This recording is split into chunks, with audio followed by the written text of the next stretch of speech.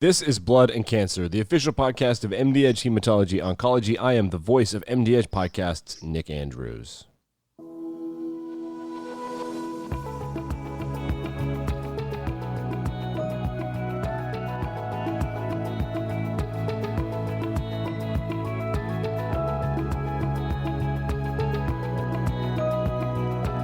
And welcome to episode 84 of Blood and Cancer. I am Nick Andrews. I am joined by the editor-in-chief of MD Edge Hematology Oncology, Dr. David Henry. And you know, Dr. Henry, over the months and years, you and I have accidentally discovered that we have a couple things in common. One of which is that we dabble in guessing aggressively who will win sports games. The other thing that we just recently found out is that we both attempt to play golf. I would call it landscaping with a ball. I really like that. Attempt to play golf with landscaping with a ball. The beauty of that, of course, is handicap, and that equalizes the field, so you can play with a pro and still be in there with him, because the handicap, I can't tell you mine. I think it's 3 digits. Is that possible? But anyway, I really do love the game. You know, you make one great shot, 9 bibs, but you just live for that great shot. Yeah, absolutely. And that's there's another existential part. I don't want to go too far down a rabbit hole, but being out in nature, those golf courses really are works of art, and it's really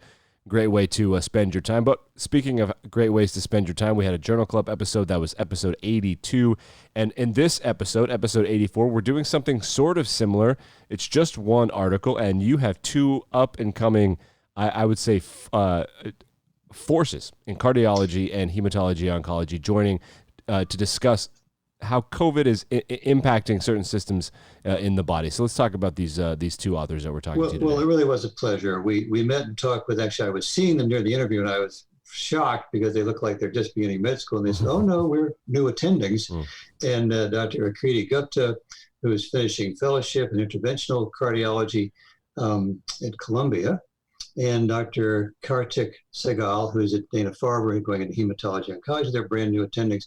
And they are first authors on an article entitled Extrapulmonary Manifestations of COVID-19, which is in the July issue 2020 of Nature Medicine. And it's a review on this. And it was really fascinating. We discussed its pathophysiology. And the beauty of their article and our discussion is they take it system by system, organ by organ, how this virus affects each of those, what to watch for, how to head it off, how to offer therapy, some of the up-and-coming developments in diagnosis and therapy. And I learned about something called ACE21, ACE21, which is highly expressed on tissues like the epithelium of the lung. And the virus goes for that and binds to that and gets into you that way. So it was really an interesting discussion, and they do a review article on this. Yeah, so the thing that I really liked about the discussion is this is sort of something that's been discussed is as COVID-19 became, I guess, a thing, it became more and more a part of our daily lives. I think we were looking at it through the lens of the flu. This is an upper respiratory illness, et cetera, et cetera. And as it became clear that this is an ACE problem, everybody kind of became generally aware of that. But they did a really good job of getting into the nitty-gritty of both what's happening, they think, and also how it is impacting multiple different clinical subspecialties. Indeed, I think, correct myself, I said ACE21, it's ACE2, so ACE2 is the spot where it binds. And so that's been worked out. They review this, they go into where it's expressed, organ systems. In particular to our audience, of course, is clotting in our blood and cancer, hematology and cancer. And there's some pathophysiology, and they have a beautiful diagram in their article on how it might get into cells and cause inflammation. So once you get really good endothelial cell, vascular, intravascular inflammation going, the clotting cascade activates. And as we're still observing and not quite yet understanding, some have it terribly. We know about that actor who lost a leg in his life on Broadway who was healthy. And so those who had MIs who maybe were predisposed and never did get to the hospital, they wouldn't have had it without this COVID-19. We also talk about what to do in the hospital with anticoagulation to try and head those off, and what to do as you discharge someone from the hospital whom you think is at high risk and continue on some anticoagulation therapy. This is a work in progress. They're careful to point out there are some, in our American Society of Hematology, there's some task forces on this developing guidelines based on the data. So it's a nice site besides our mdh.com/hematology-oncology, our electronic journal. and website of news information, I should say. There's the hematology.org, which is the ASH website, and you can see what's developing in the literature on COVID-19 and coagulation. Yeah, and links to that will be available in the show notes, of course, and the link to the original article, which is available open source. You can download the PDF or read the entire thing on the webpage where the article first appeared in the show notes. Again, this is open source, so you don't need to be a subscriber of the publication. So you can read along. This will also have a bunch of other different links and subsequent links that were found in the journal article. And don't forget that Run the List, of course, will be airing every Tuesday. We'll be dropping every Tuesday. It's just the news. It's 10 to 12 minutes, 3 hematology oncology stories, and 1 story in general medicine. And Dr. Henry, I think that this discussing journal articles is something that we're going to do a little bit more of, because this was really fresh in their minds, and it was very fascinating to read and to listen to this, and I think this is practical information right away.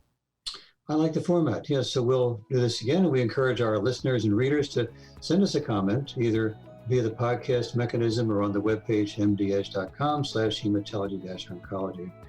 We love that you listen to us, so keep listening. Yeah, absolutely. So for Dr. Henry, I'm Nick Andrews. Coming up after this, our interview with our guests. This is Blood and Cancer.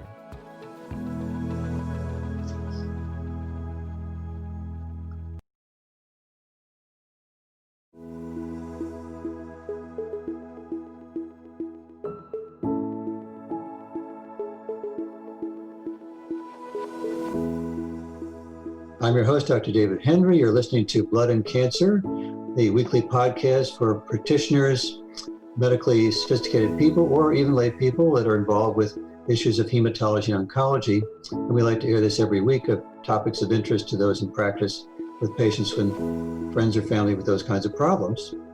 We are also on mdh.com/hematology-oncology, where you can find this show you're listening to or previous shows that are archived, often with show notes which will explain the high points, bullet points of what we just talked about. And so I'm delighted this week to be speaking with two.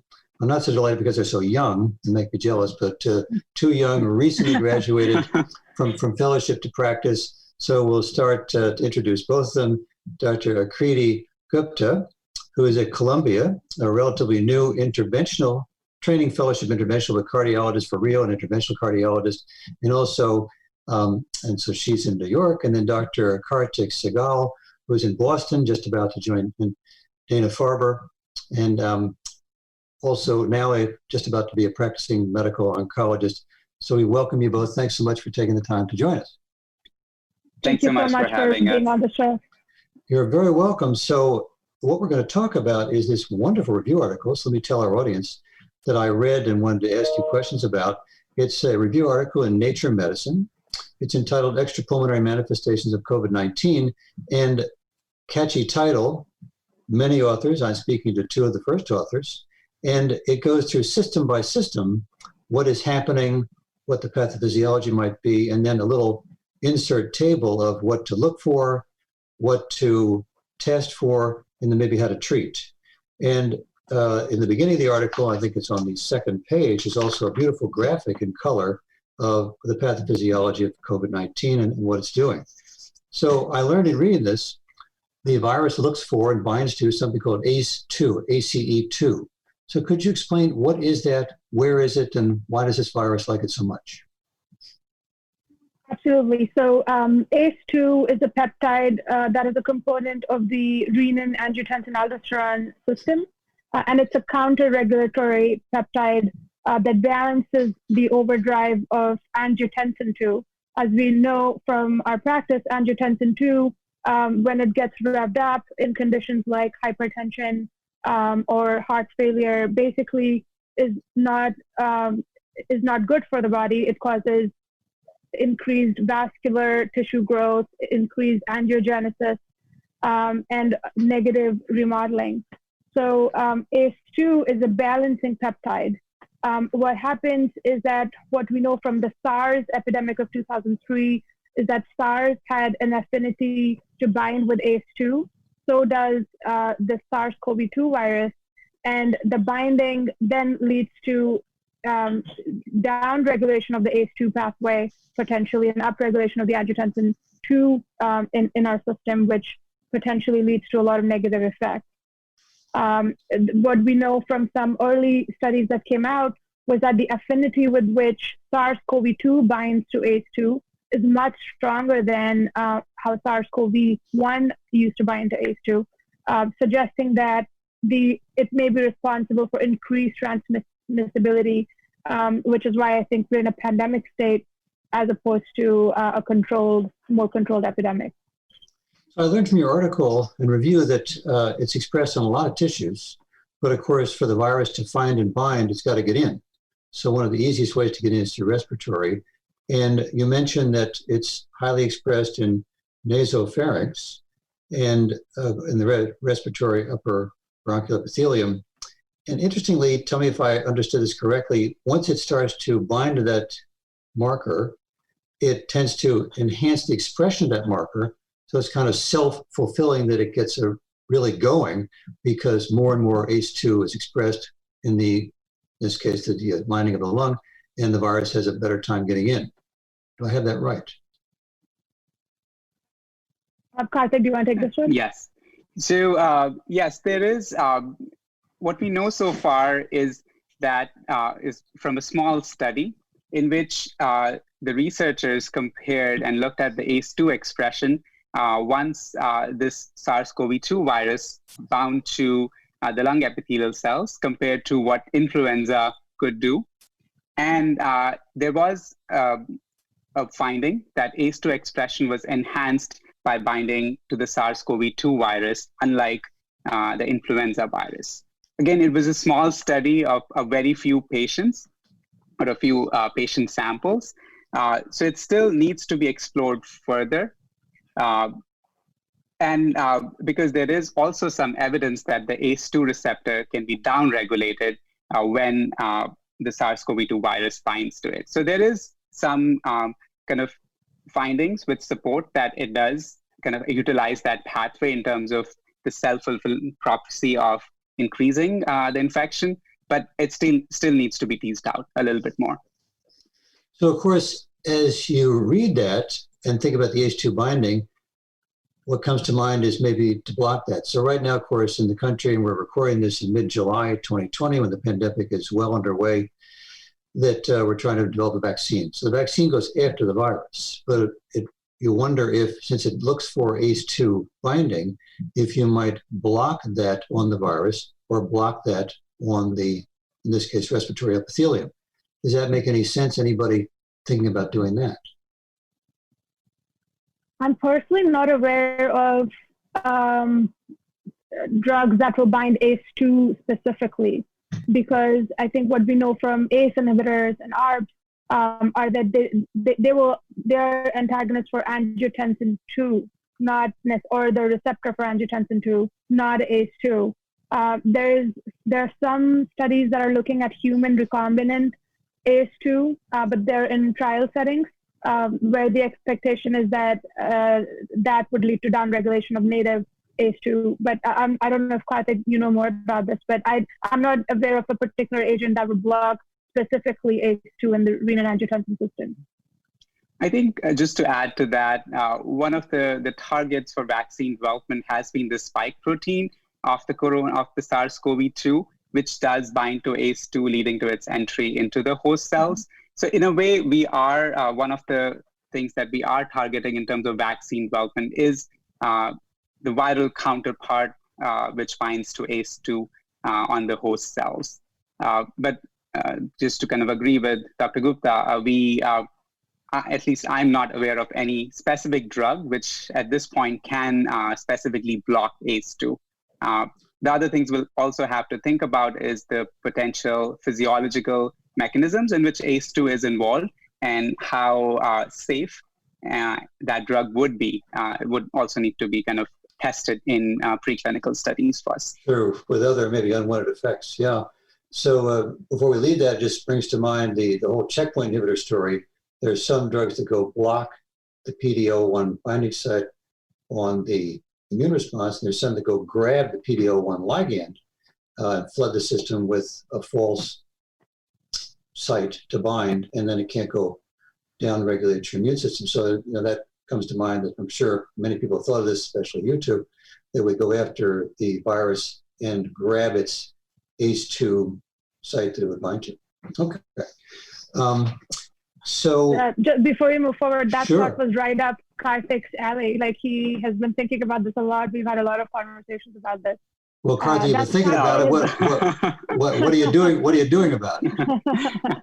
I think for our patients, specifically thinking about immune checkpoint inhibitors, so that has been an area of investigation among oncologists specifically. And there was some initial evidence that patients who were receiving immune checkpoint inhibitors may be at higher risk. But I think as more and more studies are coming by, I think it seems that there is really no association in terms of increased severity in patients who are receiving immune checkpoint inhibitors, and patients who need them should absolutely be getting their treatments.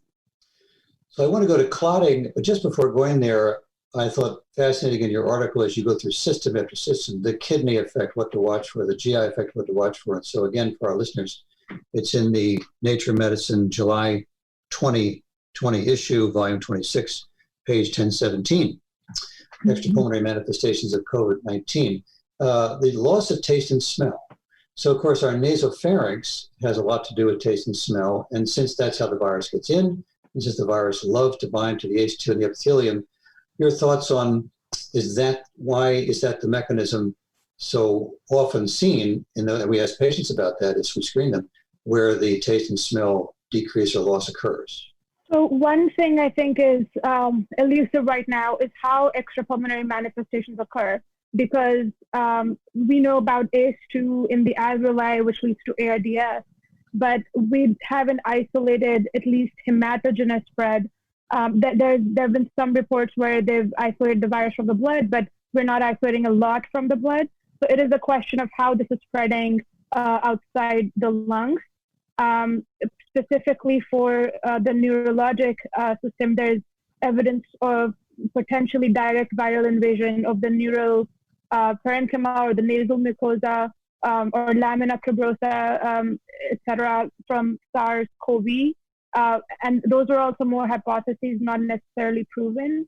And I guess we're also hypothesizing right now that those are potential mechanisms for neurologic spread in particular. But for other organs also, there's evidence of ACE2 that is abundantly found in gastrointestinal system, in the kidneys, in the podocytes and proximal tubules, which lend some validity to the hypothesis that it's potentially spreading through blood maybe and then binding to ACE2 in these organs. What does support that more are autopsy studies where we're isolating viral particles from the actual tissue, whether it's the kidneys, also some reports, very isolated reports, but also from the heart and other organs. From the brain, I haven't come across any study that's telling us that they're the isolated viral particles. But I think that's also something we'll find out moving forward, how this is spreading outside the lung. Absolutely. And I think to add to that, I think what is the effect of the virus itself in terms of kind of being around the neural pathways, specifically in terms of anosmia or loss of smell? What is the contribution of the viral invasion versus the contribution of the inflammation in the immune system, which it brings about by damaging the surrounding areas and possibly nerves? Still needs to be teased out in terms of what's causing what and what may be the major pathophysiological mechanism, or it may be that both of them are contributing. So as we leave GI, before going to a couple of the questions I have, the ACE2 site is expressed on GI epithelium, but I believe we're told you have to breathe this virus to get it, or hands to face to get it into your upper respiratory tract, and you can't get it by eating. Is it because of what happens in the stomach, acid or enzymes, that we don't usually get it by the GI route? So I was just going to say, I think there are studies that are suggesting that fecal-oral route is a possibility here because abundance of ACE2 in the gut. And there's also a lot of evidence of live viral shedding in stools. So it's definitely a possibility. So but it can happen. I think the reason it's not happening so much is just because the chance that we would touch stool and eat it is probably less likely than inhaling through droplet and airborne transmission. I think droplet transmission is the most predominant, followed by airborne, followed partially by fecal-oral, and studies have shown that it's happening. Okay. All right. Well, very important in a hematology oncology audience, of course, is the hematology and clotting. And this has been fascinating. Taking care of patients, I've seen this a lot. We've all heard about the healthy person, sadly the Broadway star who had the clot in the leg, ultimately lost his life. People having heart attacks without much predisposing condition. So what could you say about the mechanism of increased clotting in these patients who are infected? And then we'll get into therapy after that. Absolutely. I think one of the earliest observations which physicians and practitioners in intensive care units were making, that these patients were clotting more than usual or what they were used to in the ICU setting. What could potentially trigger it? I think goes back to some of the basic pathophysiological mechanisms. So we know that endothelial cells, which line the blood vessels, have very high expression of ACE2. So they can be, and there is now histological evidence that we do see viral infection in those endothelial cells. So I think that is probably the major contributing factor in terms of endothelial cell damage, leads to activation of inflammation, brings in influx of neutrophils, monocytes, which then start this vicious cycle of inflammation, which itself is a predisposing factor for thrombosis. Release of factors from endothelial cells, as well as exposure of subendothelial collagen, as we all know, is a predisposing factor, which can then, again, lead to more thrombosis. So that seems to be the predominant factor. Other things which can contribute include hypoxia, especially in the lung environment, in the alveolar capillaries, which can increase the risk of thrombosis. How much the virus itself contributes is still being investigated. There is some evidence that the previous SARS-CoV-1 of the 2003 epidemic could modulate the urokinase pathway or affect the plasminogen activator inhibitor 1. How much contribution is from that aspect also needs kind of a little bit more investigation. I think those are the specific things which we can think about COVID-19. And then things that the risk that comes with critical illness by itself, we know that that does predispose patients. But so far, it seems that these patients may have a higher risk than usual ICU patients. Interesting, isn't it? Because while that's certainly all true, other viruses like influenza virus and other viruses, people get sick, they don't go around with this marked increase in clotting. So you think maybe it's the higher affinity for endothelial cells, vascular lining cells?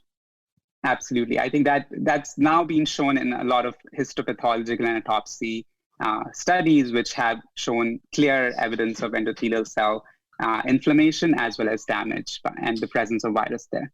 So let me tell you our guideline with regard to therapy at the Penn system. You can tell you what happens in Columbia, Dana-Farber. So if we admit someone to our COVID floor where they're not critically ill, not ICU sick, they get standard prophylaxis like enoxaparin for VTE, venous thromboembolism prevention. As they get sicker and especially go to intensive care unit, unless there's active bleeding, they're put on therapeutic anticoagulation. When they leave the hospital, they're still put on some preventive dose of typically enoxaparin to keep them out of trouble as they leave. What are you two seeing in Columbia or Dana-Farber? Sure. So I will start by saying that I think we're all in a no data zone or data-free zone when it comes to how we're practicing. And many different institutions are doing very different things. So at Columbia, we initially were doing the normal, like you have to prove that there's a thromboembolic event before you escalate to therapeutic. At some point, when we started making these observations, and I was on the front lines in the ICU starting in March, and we were having to change central lines, dialysis catheters almost every day, arterial lines, because they were so prone to clotting. Once we started making these observations, there was no standardized protocol early on, and some physicians would simply escalate, some wouldn't. Some were using D-dimer cutoffs to determine whether they want to escalate or not in the absence of proven thromboembolism. And the cutoffs were so discretionary. Someone would use 5, someone would use 10 as the D-dimer cutoff.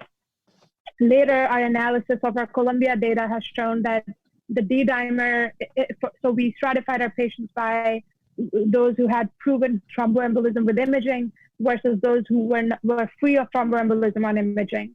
And we stratified D-dimer, and we saw that there was a complete overlap, because even patients who were not developing any proven thromboembolism would have very high D-dimer levels when they're sick, because it's also a marker of inflammation. So basically, in the absence of data, we, for physicians who are escalating, we're also seeing RP bleeds, retroperitoneal bleeds, or intracranial hemorrhages that made us take a pause. And then, as an institution, we had several meetings between hematology, cardiology, nephrology, pulmonary, everybody who's actively taking care of these patients. And we decided to not empirically go to therapeutic dose, but we started doing a trial. It's called the Improve COVID trial that is underway now. Although enrollment is slow, but we are doing a standard standard prophylaxis arm and a high dose prophylaxis arm, still not going to therapeutic, because we were set back by the intracranial hemorrhages and RP bleeds that we saw. So that's one. Second, I think we just have to wait for data to come out about this in an RCT setting. I don't think we can go one way or the other in this by saying that because they're clotting a lot, we go to therapeutic because of high risk of life-threatening bleeding. But I'm also interested in what Dana Farber is doing, Kartik, if you want to shed light on that. Yeah, what you think? So absolutely. I think you summarized it beautifully. I think there is a lot of controversy and intense debates, as you know, Dr. Henry, in between hematologists about going for therapeutic anticoagulation straight. And I think what's clear is that all hospitalized patients need at least standard dose prophylactic anticoagulation, especially when they're on the floors. I think low dose anticoagulation is probably enough in that setting. When we are talking about critically ill patients who are in ICU, there is now evidence coming in literature which is showing that despite prophylactic low-dose anticoagulation, these patients are still having high rates of venous and arterial thrombotic events going to the range of 30%, which was seen in the recent JAMA article which came out 3 days ago from the New York Health System. So to add to that, there is also this escalated prophylactic dose anticoagulation concept, which has come up, in which we think about giving the prophylactic dose anticoagulation at the dose, but giving it more frequently, twice a day, 40 milligrams Lovenox or enoxaparin, instead of giving it once daily. So I think till we have the evidence from randomized clinical trials, which are still the key, I think it's hard to kind of make a recommendation. It is somewhat dependent on, or it was initially dependent on physicians, critical care physicians, in terms of how they would practice. But I think now the community is coming back together to think about at least escalated dose prophylactic anticoagulation, if not therapeutic anticoagulation, to be used in intensive care patients. Is there anyone you're sending home on anticoagulation? Mm-hmm. So go ahead. So at this point, I think, again, we don't, I don't think we can use one size fit all for all the patients. Mm-hmm. I think every patient would have to be kind of thought about on an individual level basis. We do have some evidence for extended dose thromboprophylaxis for critically ill patients prior to COVID pandemic, especially with DOACs. So that evidence we do have. So I think it still needs to be a patient level decision rather than having a policy for even for all patients who were in ICU. I think how long they were in ICU, what other risk factors do they have, yep. What is the risk factor for bleeding in those cases? I think all those things do need to be considered. And I don't think we have data right now for one size fit all. Same for you, Aakriti. Yeah, at Columbia, we, for patients who had a prolonged ICU stay, we did discharge them on prophylactic dose anticoagulation, unless we know that they're a very high risk of bleeding. So minus that, we would do that. So, we're also hematology and oncology. Begs the question, is ACE2 expressed on cancer cells? We'll give that to Kartik and oncology in Boston. Yeah, totally. So absolutely. I mean, I think cancer patients, we do know that they have increased risk of inflammation for sure, and that can potentially have a role in terms of ACE2 expression. We do know that these cancer patients do have higher risk of cardiovascular complications. So that all fits in terms of being predisposed to getting more severe COVID-19, as well as unfortunately having higher mortality rates, which we have seen in a couple of studies.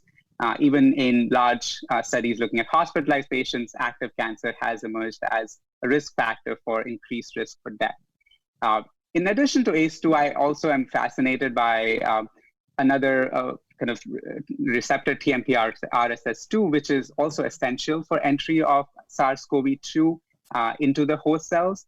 And we know from evidence in prostate cancer that these prostate cancer cells express TMPRSS2, and often these patients receive anti-androgen therapy. And there was a series which came out from Italy in which they had speculated, or they had reported that in their experience, patients with prostate cancer receiving anti-androgen therapy were at lower risk for getting SARS-CoV-2 infection.